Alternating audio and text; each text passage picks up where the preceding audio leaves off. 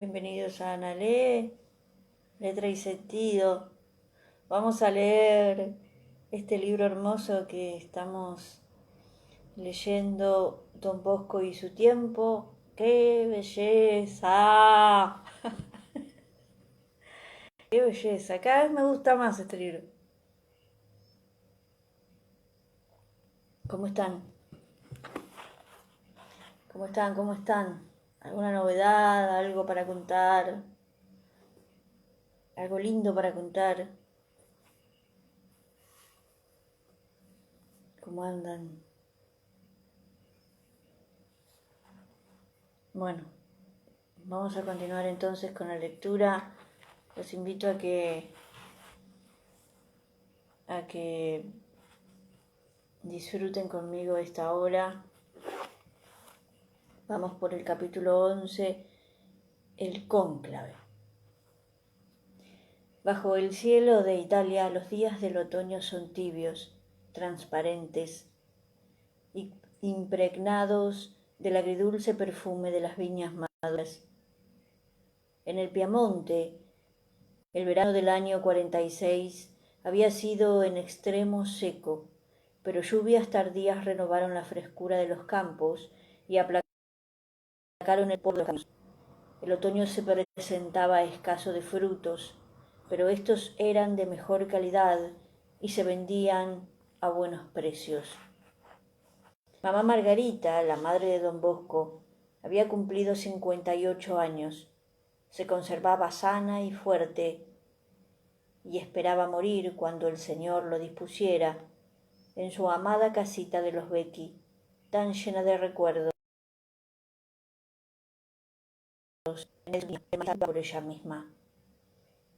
Cuando un día su hijo le habló así: «Madre mía, he alquilado una casa en las afueras del Turín. No es una casa entera, sino una larga pieza que me sirve de capilla, una camarita que me sirve de escritorio, dormitorio y escuela, y otra que hará de cocina, despensa, comedor y también de dormitorio. ¿Quiere venirse conmigo a acompañarme?» La proposición tomó tan de sorpresa a mamá Margarita que no acertó a decir que ni sí ni que no. Dijo solo dulcemente y con tristeza: «¿Dejar esto? ¿Irme allí? ¿Para siempre?» Esto era todo el mundo para ella. La casa en que habían nacido sus hijos, sus colinas, sus prados, la vecindad, parientes y amigos, el mercado de Castelnuovo, la iglesia que amaba. Oh, nunca se acostumbraría a rezar en otra. Don Bosco se hizo el que no advertía la emoción de su madre. «Ya no tengo mi pieza en el refugio, ahora debo habitar la casa que he alquilado. Pero hay mala vecindad. Casi todos los inquilinos de las otras piezas son gentes de mal vivir. Y al frente hay otra casa, de cierta señora llamada Beleza, donde existe una taberna infame. ¿Puedo vivir solo allí, madre mía?» Mamá Margarita no dijo más que esto. «No, no puedes vivir solo.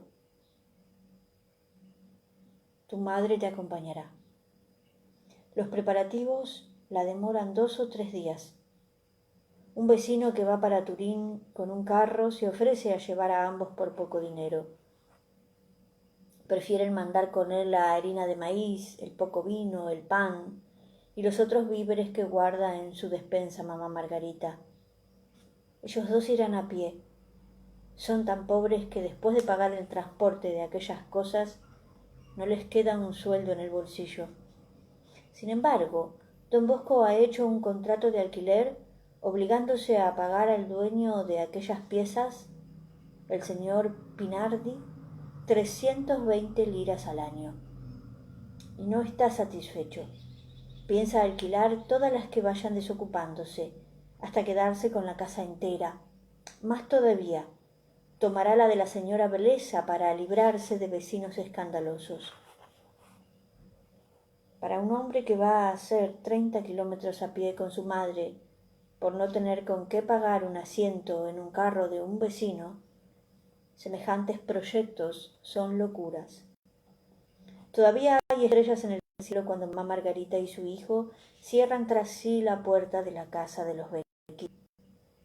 Mamá Margarita no se hace ilusiones, nunca más volverá. ¿Qué importa? El apego a las cosas es una especie de idolatría. Su corazón está libre de esas ataduras, al menos tal es su voluntad. Vamos, dice, pero esconde la cara para que su hijo no vea que, a pesar de todo, llora. Él se hace que no ve el llanto de su madre, que todo lo sacrifica para servir a sus biriquini. Ella ha puesto un poco de ropa blanca y algunas provisiones en un canasto que lleva en el brazo derecho o en el izquierdo cuando se cansa. Él ha hecho un atado con sus manuscritos, su brevario, grueso como un misal, su misal grande y pesado como un libro de coro, y se lo echa gallardamente al hombro. ¿Podrás andar con tanto peso, Juan? Y también con su canasta, si quiere dármela. Marchan animados por el fresco vivificante de la madrugada. Cuando sale el sol, los Becky quedan a sus espaldas. No se volverá a mirar aquellos amados horizontes. Él volverá a verlos muchas veces, pero ella no, y bien lo sabe. Antes de mediodía están en Chieri, fatigados, hambrientos. A la sombra de unos castaños, mamá Margarita saca del canasto las provisiones y almuerzan frugalmente. Descansan un rato y se ponen otra vez en camino, porque apenas han hecho la mitad de la jornada. De vez en cuando saludan a un conocido y cambian algunas palabras alegres. El amor aligera todo lo pesado, dice Kempis. Si no fuese el amor que los anima, nunca tendrían fuerzas para llegar a Turín. No hay cosa más dulce que el amor, vuelve a decir Kempis, ni más fuerte, ni más cierta, ni más ancha, ni más alegre, ni más cumplida, ni mejor en el cielo, ni en la tierra. El que ama, vuela, corre, alégrase, es libre. Fatigado no se cansa, angustiado no se angustia, espantado no se espanta.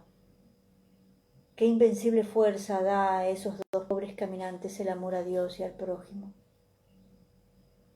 Al atardecer divisan el inmenso caserío de Turín. En algunas ventanas ya hay luces prendidas, señal de la noche que llega. La casa Pinardi, de donde nunca más los desalojarán, pues don Bosco ha hecho un contrato largo y acabará por comprarla, queda en las afueras de la ciudad. La casualidad les depara un encuentro, que es de buen augurio. Un tal Bola, sacerdote amigo de don Bosco, lo reconoce y se extraña de verlo con aquella viejecita, cubiertos de polvo los dos y visiblemente rendidos de cansancio. ¿De dónde vienes así? De los Becky. Esta es mi madre. ¿Y habéis venido a pie? Cuando falta esto, don Bosco sonriendo restrega el dedo pulgar con el índice, gesto que significa dinero en todas partes del mundo. ¿Y os espera alguien en vuestra nueva casa? No, nadie. ¿Y qué vais a cenar? Todavía tengo aquí algunas provisiones, dice mamá Margarita. ¿Y después? Dios proveerá. Oh, exclama el sacerdote buscando en sus bolsillos, sin hallar ni un mísero cobre. Mira, te quiero ayudar, pero no tengo dinero. Toma mi reloj. Algo te darán por él, y eso te vendrá bien para agasajar a tu biriquini. Al día siguiente, Bosco Vendía por algunas liras aquel reloj. Mamá Margarita vendía su cadenita de oro y su anillo de novia, y con su ajuar, que había guardado celosamente, como guardan los campesinos esos queridos recuerdos, hacía manteles, corporales, purificadores para la humilde capilla establecida en la casa Pinardi, y camisas para sus muchachos. Poco después se decidió a vender el último pedazo de viña de que podía disponer. Ya está hecho el sacrificio total. Ahora sí que su corazón es como un navío que ha cortado amarras y se engolfa en alta mar. Los nuevos hijos de Margarita Ochiena pasan de 400. Qué fatiga el vigilarlos, el cuidar sus ropas, enderezarles la merienda, mantener la casa en orden, y siguen aumentando. Don Bosco no cierra su puerta nunca a ningún muchacho que quiera incorporarse al oratorio. Por otra parte, allí no hay puertas. Un simple seto vivo o cerco de ramas los separa de la calle. No impone tampoco ninguna obligación religiosa. El que quiera confesar y comulgar, en buena hora venga, pero nadie lo haga forzado. Hay allí un muchachito que espía la diversión de los otros por arriba de la cerca. Se le conoce en los ojos las ganas que tiene de jugar con ellos. Don Bosco se le acerca. ¿No quieres entrar? No. ¿Cómo te llamas? Paulino. ¿Te has desayunado? ¿Quieres desayunarte con nosotros? No, señor. ¿Por qué? ¿No tienes hambre? Porque no me he confesado, comulgado. No hace falta haberse confesado ni comulgado para desayunarse aquí. ¿Y qué hace falta? ¿Tener buen apetito? Vamos, entra. Por arriba de la cerca, don Bosco le toma la mano. ¿Eres capaz de saltar? ¡Salta! Ya está. Para atraerlos y divertirlos inventa juegos, músicas, regalos, meriendas, paseos. Todo eso, aún hecho con la milagrosa economía de mamá Margarita, cuesta mucho. Pero ya la obra del oratorio festivo es conocida y tiene protectores en Turín. Un día, el marqués de Cavour, que sigue recibiendo denuncias contra los posibles propósitos revolucionarios de aquel cura vagante, lo vuelve a llamar y lo somete a un duro interrogatorio. En fin de cuentas, ¿de dónde saca usted recursos para mantener a esos vagabundos? A decir la verdad, señor marqués, yo mismo no sé de dónde. Es cosa de la divina providencia. Todos los días hace algún milagro para mis birichini. Por ejemplo, si en este instante la divina providencia le inspirase al marqués la idea de hacerme una limosna, le aseguro que me vendría muy bien y se lo agradecería mucho. El marqués de Cavour se echa a reír, mete la mano al bolsillo y le da 200 liras. ¡Hombre de Dios! Y dicen que es loco. Y dicen que es revolucionario. La marquesa de Barolo, resentida que ha osado resistirle, no quiere figurar entre sus protectores, pero bajo cuerda envía limosnas al oratorio, y no son de las más exiguas. El mismo rey Carlos Alberto, el día de Año Nuevo, manda 300 liras en un sobre, en que ha escrito, para los birichini de Don Bosco. El 1 de junio de 1846 había muerto el Papa Gregorio XVI, en la austeridad de un monje vestido con su hábito de benedictino camandulense y sobre una estera de juncos.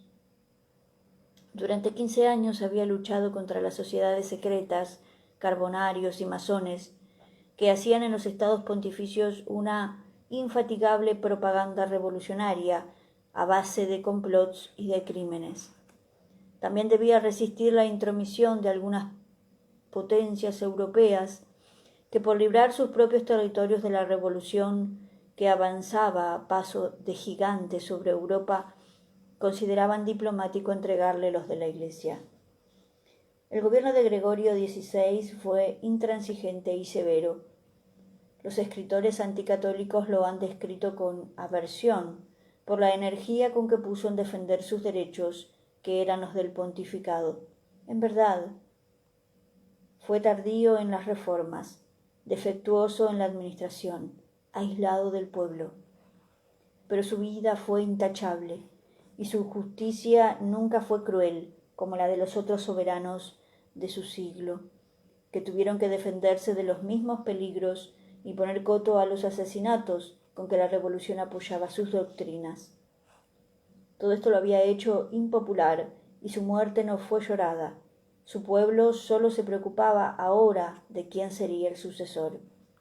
Dos partidos se formaron, absolutistas o gregorianos, partidarios de la política de Gregorio XVI, y los reformistas o liberales, que querían desarmar la revolución abriendo la puerta a las reformas. Estas dos tendencias se reflejaban en el cónclave. Había un grupo de cardenales absolutistas, cuyo candidato era el enérgico Lambruschini, secretario de Estado del Papa difunto. Había otro grupo que deseaba elegir un papa tolerante y conciliador, pero no tenía candidato determinado. Entretanto, el pueblo de Roma anhelaba el advenimiento del cardenal Gysi, de bondadoso corazón, de gran saber, hábil diplomático y buen administrador. Se le suponía inclinado a las reformas y los liberales estaban por él. Una leyenda falsa, como tantas otras inventadas a propósito de Pío IX, nos describe el cardenal Mastai Ferretti encerrándose en el cónclave con los libros de Balbo, Gioberti, de Azeglio, es decir, los escritores neoguelfos que luchaban por la unidad de Italia y la guerra contra el Austria. Otra leyenda asegura que el Papa Gregorio XVI, en su lecho de muerte, llamó a sus más fieles cardenales y les entregó un sobre con orden de no abrirlo hasta después de su muerte. Allí les indicaba 3 cardenales a quienes no debían elegir. Uno de esos 3 era Mastai Ferretti. Se ha dicho también que al conocerse en Viena la muerte de Gregorio XVI, el cardenal Gaisruck, arzobispo de Milán y como tal súbdito del emperador, se dirigió a Roma para asistir al cónclave, llevando instrucciones de Metternich de oponer un veto o exclusiva a Mastai Ferretti. Un accidente del viaje impidió a Gaisruck llegar a tiempo. La verdad es que los 52 cardenales, a quienes el 14 de junio los albañiles encerraron en el Quirinal, murándoles las puertas, iban a deliberar ante la ansiedad no sólo del mundo católico, sino también de sus enemigos.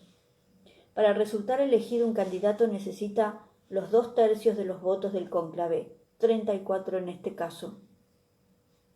Cada cardenal escribe y firma su voto en una boleta que se dobla en forma que no se pueda leer sino el nombre del elegido y no el del votante, y la deposita en un cáliz.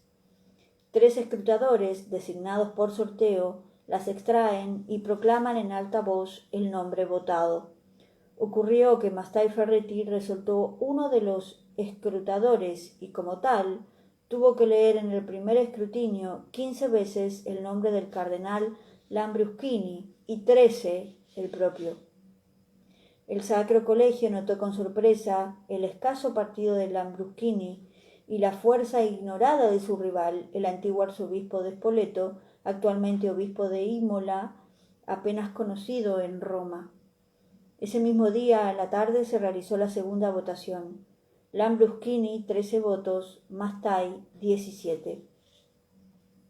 Tercera votación. En la mañana del 16 de junio, Lambruschini, 11 votos, Mastai, 27. Cada vez que resulta una votación, se queman las boletas, y el humo que sale por una pequeña chimenea del Quirinal anuncia al pueblo, agolpado en la plaza de Monte Cavallo, que aún no se ha realizado la elección. 3 veces, pues, ha visto el pueblo ascender en el claro cielo de Roma la tradicional fumata. Pero a la tarde del 16 de junio se difunde la noticia de que el cardenal Gysi ha sido electo. Los que difundieron la noticia daban el siguiente fundamento: la servidumbre pontificia debe preparar, antes que termine el cónclave, 3 vestidos papales, uno grande, otro mediano, otro pequeño, para que el elegido pueda vestirse inmediatamente. Por la premura de los preparativos de aquel cónclave, el sastre no había tenido tiempo de entregar más que 2 trajes, el grande y el mediano. Cuando el maestro de ceremonias, que deseaba estar preparado para todo, le exige urgentemente el tercer traje, el cardenal Gysi es pequeño de estatura. El sastre no puede callar la noticia y la echa a correr, y aquel exuberante público romano se entrega a las más frenéticas alegrías, su favorito electo. La servidumbre de su palacio, loca de alegría, amontona sus hábitos cardenalicios, que no le serán útiles ya, y hace con ellos un auto de fe entre los aplausos del pueblo, y se apresuran a enviar la gran noticia al pueblo natal de Gysi Secano, donde se realizan estupendos festejos. La verdad era otra. En la tarde del 16 se efectúa la 4ª votación, Mastai Ferrati. Ha pasado orando todo el tiempo desde la 3ª votación hasta esta, que será la definitiva. Está pálido, casi diríamos consternado. El solemne drama se acerca al desenlace, siente su pequeñez, su debilidad ante la majestad suprema de la tiara. Sin querer y sin atribuir importancia de profecía a cierta leyenda que anuncia la suerte de los papas futuros, recuerda que el lema correspondiente al sucesor de Gregorio XVI es Crux de Cruz. La tiara se convertirá en una corona de espinas. Como tercer escrutador empieza a leer los votos y lee en alta voz su nombre, 1, 2, 3 veces. La mano tiembla, la voz se ahoga. Lo lee 17 veces y no puede seguir. Le presentan otra boleta suya también y alcanza a leerla, pero no más. Suplica que sea otro el que realice el escrutinio, sin recordar que la elección será nula si por cualquier causa se interrumpe la operación. Descansad, le gritan los cardenales. Algunos se le acercan, le ofrecen un vaso de agua, se repone de esa irresistible conmoción y prosigue hasta el fin. 36 votos. Oh, señores, ¿qué es lo que habéis hecho?, exclama, y cae desvanecido. A la mañana siguiente, el castillo de Sant'Angelo anuncia con 101 cañonazos el advenimiento de un nuevo pontífice. Una multitud inmensa acude a la plaza del Monte Cavallo a recibir su primera bendición. Los albañiles han empezado a romper el muro que cierra la entrada. Ha sido uno de los cónclaves más rápidos de la historia. En 3 días, la cal no ha tenido tiempo de secarse. No hay una abertura suficiente a dar paso a un hombre. Aparece el maestro de ceremonias, aparta con el pie los escombros y hace lugar al primer cardenal diácono, Riario Sforza, quien con la cruz pontificia llega a la balaustrada para anunciar el nombre del nuevo papa. Qué impresionante silencio el de aquella gran plaza, repleta del más turbulento público del mundo. Anuntio vobis gaudium magnum, papam habemus.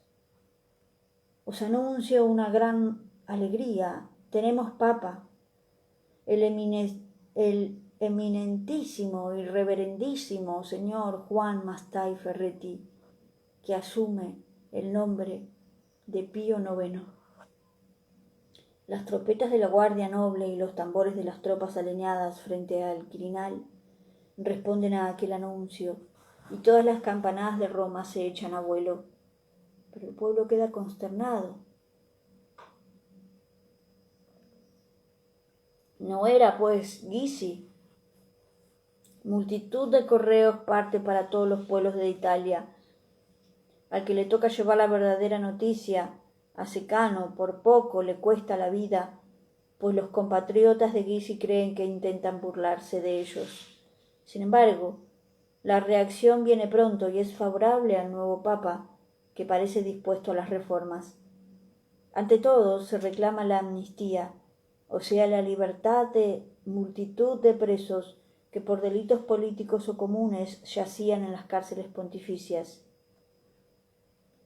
Pío IX se encuentra como obligado a hacer lo que su bondadoso corazón le habría dictado, sin ninguna inspiración de afuera. Sus consejeros temen que ese acto pueda interpretarse como un signo de debilidad. Pasan los días sin resolverse nada, porque es menester estudiar a quienes debe comprender la amnistía y a quienes, procesados por delitos comunes, debe excluir. En el verano tórrido, el pueblo se caldea más fácilmente que en el invierno. Empiezan a murmurar, hasta que al anochecer del 17 de julio se fijan en las calles de Roma y se envían a todas las ciudades pontificias grandes carteles. Ya no hay luz para leerlos, pero un curioso trae una antorcha y descubre que es el decreto de amnistía. Las gentes que a esa hora toman el fresco en los pórticos y en los balcones repiten sus gritos y el anuncio cunde por Roma entera y se forman grupos delante de cada cartel y se lee el decreto a la luz de faroles y teas. Pío IX perdona las penas y levanta el destierro sin exigir de los condenados políticos más que la promesa de no abusar de su clemencia. 100.000 personas acuden a la plaza Montecavallo a avivar al Papa, que aparece en el balcón de la logia y bendice a su pueblo delirante. Se refiere cómo ha sido dado el decreto. Pío IX era favorable, pero ha llevado el asunto a la congregación de cardenales. Todos han callado, haciéndole creer que estaban de acuerdo, pero en la votación secreta, por bolillas blancas o negras, todas las bolillas aparecen negras, menos una blanca, que se atribuye al cardenal Gysi. Presentan al Papa el resultado negativo de la votación y él sonríe, se quita el solideo blanco y cubre las bolillas. Ahora son todas blancas. Redacta el decreto, corrige las pruebas él mismo y lo hace publicar. Días después, nombra secretario de Estado al cardenal Gysi, con lo cual desencadena nuevas tempestades de popularidad. Decimos bien tempestades. La alegría romana era tumultuosa y delirante, y a los ojos de un observador tranquilo resultaba excesiva y desproporcionada. En el fondo de aquellas manifestaciones de un pueblo que se dejaba caldear fácilmente, había la acción de las sociedades secretas. Mazzini había creído descubrir en Pío IX un hombre bondadoso y débil, y por lo tanto fácil de arrastrar de concesión en concesión hasta irremediables renuncias, e impartió la orden a la joven Italia, la tenebrosa secta fundada por él, de embriagar de popularidad al Papa. Cada salida de Pío IX a la calle era objeto de manifestaciones desmesuradas. La amnistía había abierto las puertas de Roma a una multitud de conspiradores que trabajaban libremente al grito de ¡Viva Pío IX! Este grito había salvado las fronteras y extendiéndose por Italia, y lo repetían los diarios de toda Europa y hasta hallaba eco en los parlamentos extranjeros. En Turín el entusiasmo no era menos que en Roma, y los católicos acompañaban aquel grito de todo corazón. Solamente los biriquini de Don Bosco no gritaban «¡Viva Pío IX!». ¿Por qué? ¿Acaso Don Bosco no amaba al Papa?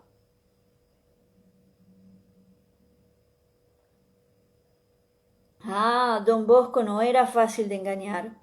Tenía un instinto rápido y seguro. Sospechó de aquellos elogios a Pío IX en la pluma o en los labios de escritores y de políticos acostumbrados a insultar a la Iglesia romana.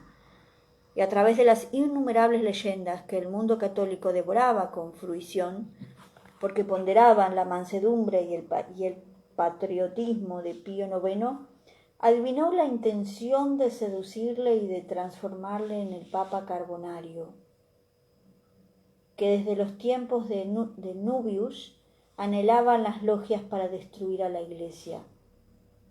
Se equivocaron, porque desde los primeros actos dictados por la clemencia, el pontífice demostró una firmeza a prueba de todas las seducciones y empezó a subir su largo calvario. Ya sabía don Bosco que se equivocarían, porque el heredero de Pedro tiene la promesa de Cristo. Pero entre tanto desbarató la intriga. Sus biriquini un día gritaban «¡Viva Pío IX!» y él los hizo callar. «No gritéis «¡Viva Pío IX!», gritad más bien «¡Viva el Papa!». La sorpresa se pinta en la cara de los muchachos. Uno de ellos se atreve a preguntar: ¿por qué quiere que preguntemos «¡Viva el Papa!» solamente? ¿Pío IX no es acaso el Papa? Tenéis razón, pero vosotros no veis más allá del sentido natural de las palabras. Hay, sin embargo, personas que pretenden separar al soberano de Roma del pontífice, al hombre de su divina investidura. Alaban la persona, pero no entienden alabar la dignidad de que está revestida. Nosotros, para estar seguros, gritemos «¡Viva el Papa!». Y así desde entonces hicieron los biriquini. Los biriquini, me encanta cómo le dicen. Bueno, leemos un capítulo más. ¿Qué hora es? Se me apagó la compu. A ver si nos alcanza para leer un poquito más.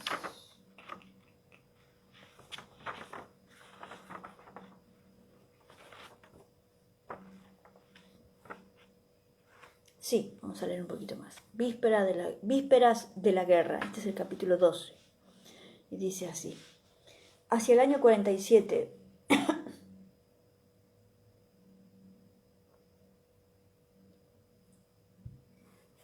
Hacia el año 47, el odio a los austríacos era en Italia un ardiente sentimiento nacional.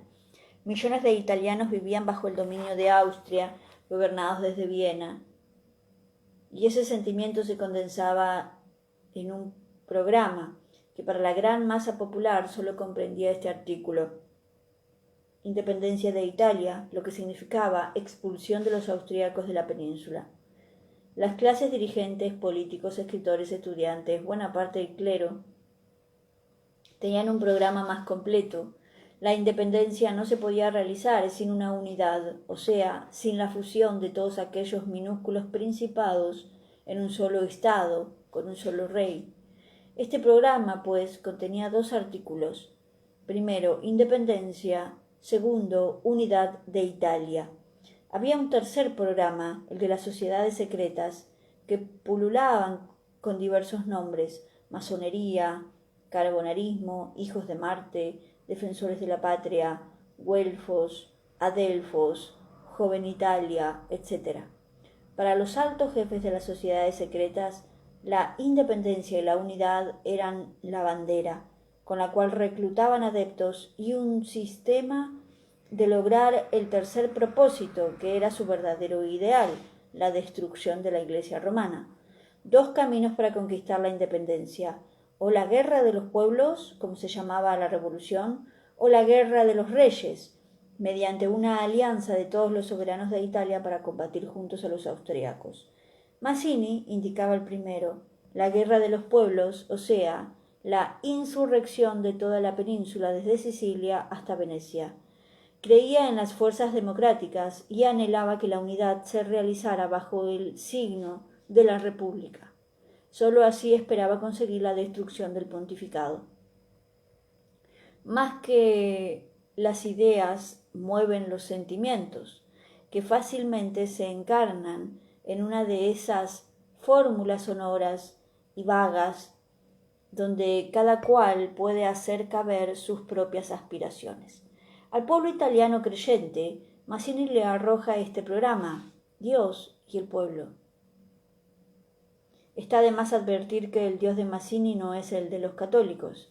Es un Dios encarnado en la humanidad, invención panteísta, manera de adorarse a sí mismo, puesto que uno forma parte de la humanidad.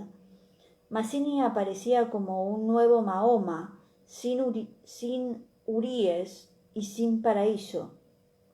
En sus ojos negros y ardientes, en su rostro pálido, en su vestimenta casi sacerdotal, se adivina al hombre de una idea fija: la revolución. ¿La revolución contra quién? Contra todos los gobiernos de Europa. Hay que reconstruir el mundo político y social bajo un plan nuevo. Ha comenzado por Italia, fundando una secta, la Joven Italia, pero ha seguido y ha fundado la Joven Alemania, la Joven Polonia. No es un anarquista, no es un colectivista. Ha censurado al colectivismo francés, sueño bárbaro y absurdo, contrario al progreso. Ha llamado a Produm Mefistófeles de la democracia, 10 veces renegado de su propia doctrina. Ha denigrado a los revolucionarios franceses que mataban por miedo de que los matasen. Pero él se les parece en la violencia de la propaganda y los aventaja en la falta de escrúpulos. Todos los medios que facilitan la realización de su fin son buenos. El veneno, el puñal, la traición, la alianza con el extranjero fueron cartas que jugó a sangre fría, o para emplear sus palabras, con conciencia calmada y tranquila. Echemos una ojeada a los estatutos de la Joven Italia, redactados con su estilo ampuloso y fanático. Artículo 30. Cualquier miembro que desobedeciera a las órdenes de la sociedad o revelara sus secretos será sin compasión apuñalado. La misma pena a los traidores. Artículo 31. El tribunal secreto pronunciará la sentencia y designará 1 o 2 miembros para su inmediata ejecución. Artículo 32. El miembro que rehúse ejecutar una sentencia será considerado perjuro y como tal muerto al instante. Artículo 33. Si la víctima condenada a muerte lograra evadirse, será perseguida sin reposo en cualquier lugar y con mano invisible será degollado, aunque se refugiase en el seno de su madre o en el tabernáculo de Cristo. Artículo 34. Todo tribunal secreto será competente para juzgar a los miembros culpables y pronunciar sentencia de muerte. Que éstas no eran vanas amenazas, lo probaron muchas víctimas del estileto entre los propios sectarios. Si el sistema de Mazzini, la conspiración y la insurrección permanentes no logró arrebatar al extranjero ni una pulgada de tierra italiana, no puede negarse que preparó el ambiente y el grito de «mueran los austríacos» resonó no solamente en Lombardía y en Venecia, sino hasta en el fondo de Sicilia. Contra la idea de Mazzini, que quiere la guerra de los pueblos, está el partido de los moderados, que son monárquicos, pero constitucionales, y aspiran a realizar la guerra de los reyes. A la cabeza de estos, que se llamaron los neoguelfos, hallamos en 1846 al sacerdote Gioberti, al conde Balbo, a los marqueses Máximo y Roberto Diaseglio.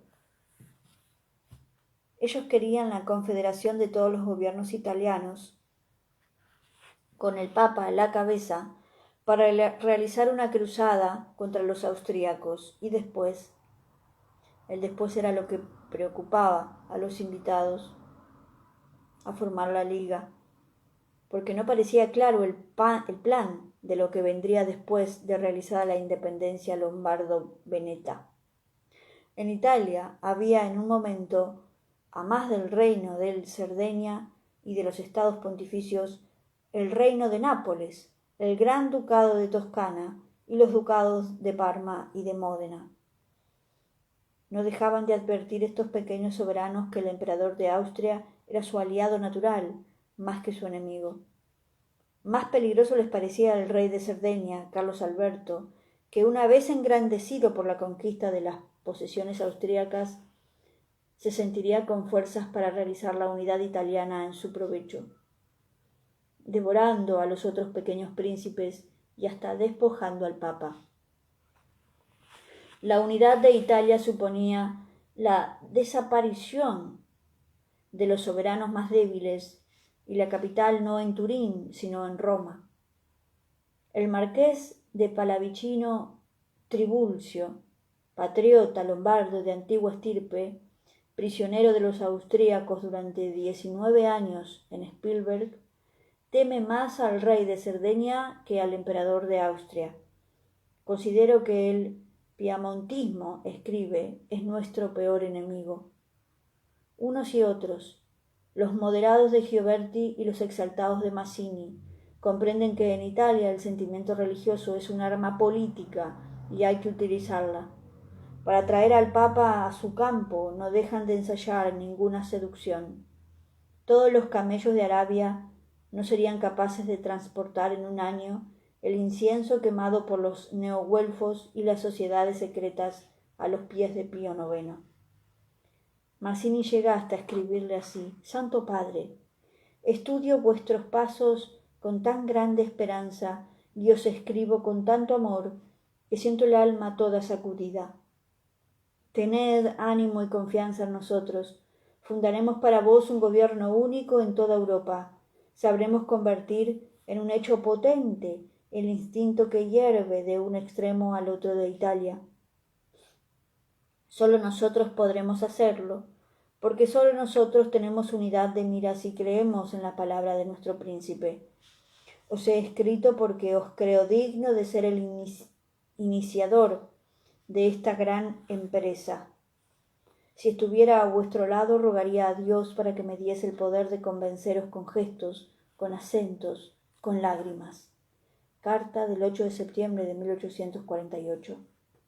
Después del Papa, escribe a su asociado Lamberty: he mandado la carta al Papa, la he escrito como si te escribiese a ti. Sin embargo, sería bastante para turbarle la cabeza si tuviese cabeza.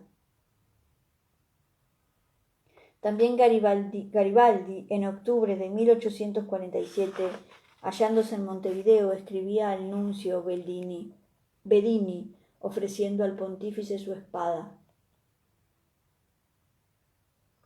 No sabían qué hacer para seducir al Papa, ¿no? Para traerlo hacia sus sociedades. No sabían qué hacer.